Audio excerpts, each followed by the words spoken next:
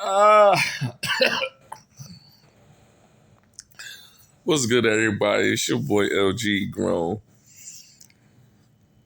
So, shout out to the playoffs. You know what I'm saying? We still got one more game today, and that's the Steelers in Houston. But I came on here to talk about the game against Philly versus the Niners. And normally I don't draw on other team, but there's a lot to talk about this game that happened yesterday against the Niners and Eagles. And clearly, Eagles is not going to never admit to this. There was writing on the wall that their season was not going to be the same as it was last year. And there's a couple of things that made them so elite last year. Let's start off with the first thing, the players. You couldn't keep all them players that you had from last year. They understood that. But when you got certain veterans on the team with the core players that you have, your defense was super elite. Even though your defense was good this year, still was good, but it was super elite. That was the difference. Second, coaching. Coaching played a lot when it came to this Eagles team, especially on the offense. When you had your offensive coordinator and then he left to be a head coach for the New Orleans Saints, that right there told you that this was going to be a different scheme of offense, because in the season you saw stuff that was not being right. First off, you saw your running back wasn't as dominant that he was last year. When we talk about Saquon was super elite last year, I even said to myself, this team can go all the way.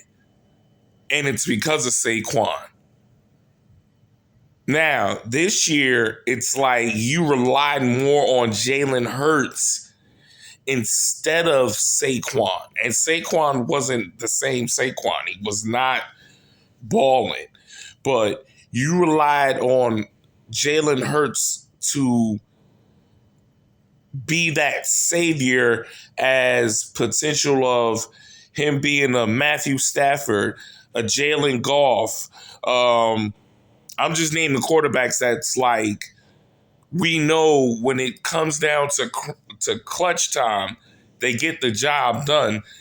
Jalen Hurts is like a system quarterback. And there's nothing wrong with that. But he's a system quarterback that needs other things to go well in order for him to stride. If that makes sense. Like, he gotta have a dominant run game. He gotta have his receivers on 100 in order for Jalen to succeed. If you're relying on Jalen to be your savior, it's not going to end right. And shout out to the 49ers. And it's painful for me to say this, and I'm not a 49ers fan, and I'm not an Eagles fan. But in this game, I picked the Niners to beat the Eagles. And it really boiled down to one thing that the Niners showed. They got a great coach. Kyle Shanahan is one of the great coach. This man had so many injuries on his team, and they found a way to still win this game. They didn't have their middle linebacker. They didn't have their starting wide receiver. Their number one tight end went out this game. They didn't have a cornerback. Like, there were so many in this game that you just knew that Philly was supposed to win this automatic. Automatic. That's what you felt like. The like 49ers got a lot of injuries, and this is this might hurt them. And it still didn't happen. Purdy was able to march down the field, give it to Christian McCaffrey to seal the game and kill the time. That's the number one thing that killed Philadelphia. He killed the time to beat Philly. And when Philly went down, last minute, 2-minute drill, AJ, and we didn't even talk about the AJ argument with Nick Sirianni. That right there is telling you that AJ is not going to be there next year, because just the way they argue, it was like this was some balled up stuff with AJ that it hindered from this season, like not getting the ball, not getting the touches, barely getting passes to him. But I see a lot of Philadelphia fans is pissed that AJ complained, and then when the ball came to him, he dropped the pass. I'm not gonna say like it should happen, but it does happen. I'm not gonna hold you. This was a crazy game today, and it came out to be like that was the meat and potatoes that just hurt Philadelphia completely. Shout out to all the other games that happened. Buffalo pulled it off against the Jags. I thought the Jags was going to win. You know, I felt bad for them. The Packers, the Packers and Bears game, that was a good game. Bears pulled it off with the win.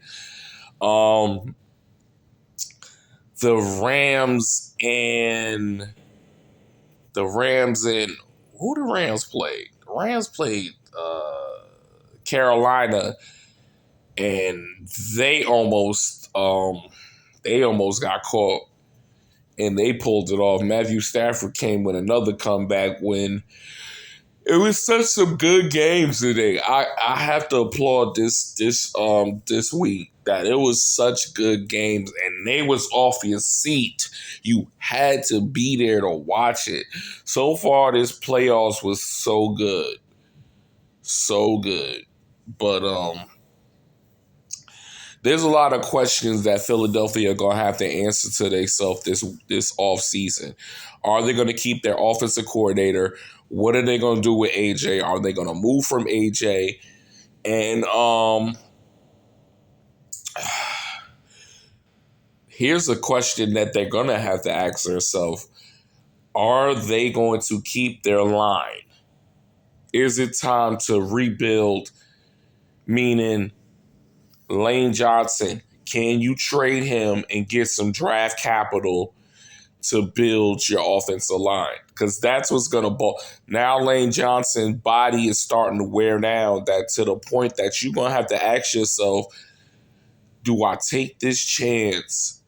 Like, sometimes you got to ask yourself, is it me holding on to this player too long where you can actually get some draft capital for that player? And it hurts to say that, because Lane Johnson is a great lineman, but injuries is catching up with Lane Johnson, that you're going to have to ask yourself, can we risk dealing with his injury? We understand that if we wait and he comes back, but like, now do you take that chance? That's the question. Sometimes it hurts, so sometimes you got to move from what you have and just build better pieces. You already got a young defense, right? You got a young defense. You was willing to let go of your veteran players on your defense to keep your rookies, keep the people that was rookie players, young players. So now are you saying that for your offense? Are you willing to give up AJ? Are you willing to give up Lane Johnson? The Those are the questions you need to do to ask yourself. If you do that, what's the receiver you're going to replace? Are you going to get another veteran receiver? Are you going to get a rookie receiver? Those are the questions. If you get a rookie receiver, now it's the game of, okay, if I get this rookie receiver, he's not going to be a dominant what we need him to be. But if I get another veteran, now he can help this core of offense. This is a lot of questions that Philly got to ask themselves. So I just had to come up here and talk about it a little bit about the whole game and my thoughts and opinions. Also, shout out to New England. New England pulled off a victory against the Chargers. So it's starting to be interesting of what's going to be the next week and who's going to be in and who's going to be out. But one thing's for sure, one thing's certain, none of the teams that went to the Super Bowl last year is not going to the Super Bowl. Kansas City didn't even make it to the playoffs, and now Philly's out of there from the wild card. So now we're gonna have some fresh teams in the Super Bowl. Who do you think gonna make it to the Super Bowl? If I had to pick right now, I feel like on the NFC side, I feel like Seattle's the favorite to go to the Super Bowl. And if I had to pick on the AFC side,